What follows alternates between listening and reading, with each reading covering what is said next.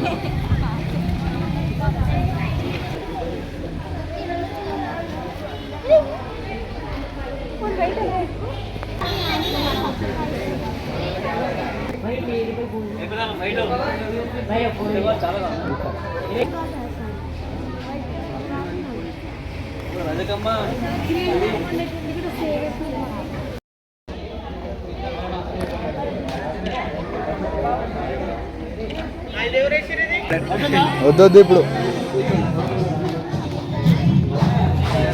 అంటా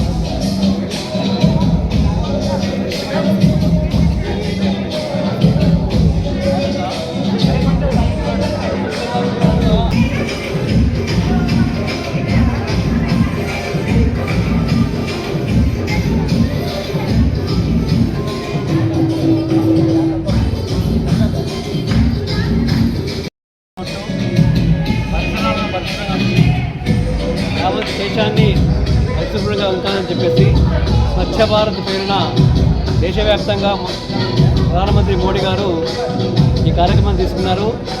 అందులో భాగంగా ఈరోజు జోగిపేట అందరూ మున్సిపాలిటీ వాళ్ళు కాలేజీ విద్యార్థుల చేత రంగవల్లులు వేయించి దీని ద్వారా స్వచ్ఛ భారత్ దేశమంతా విస్తరింపజేయాలని చెప్పేసి వాళ్ళ ఉద్దేశం.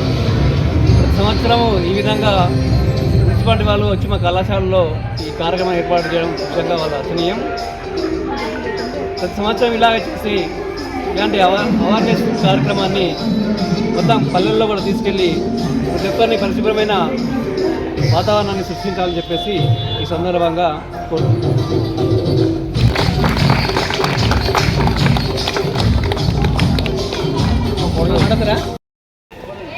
ఆందోళన జోగిపేట పురపాలక సంఘంలో స్వచ్ఛతాయి సేవా కార్యక్రమంలో భాగంగా రాష్ట్ర కేంద్ర ప్రభుత్వాల ఆదేశానుసారం ఏక్ దిన్ ఏక్ గంట ఏక్ సాత్ అనే కార్యక్రమం సెప్టెంబర్ 17 నుంచి అక్టోబర్ 2 వరకు వివిధ కార్యక్రమాలు స్వచ్ఛతకు సంబంధించి చేపట్టుటకు ప్రభుత్వ ఆదేశానుసారం ఈ కార్యక్రమాలు నిర్వహించడం జరిగింది.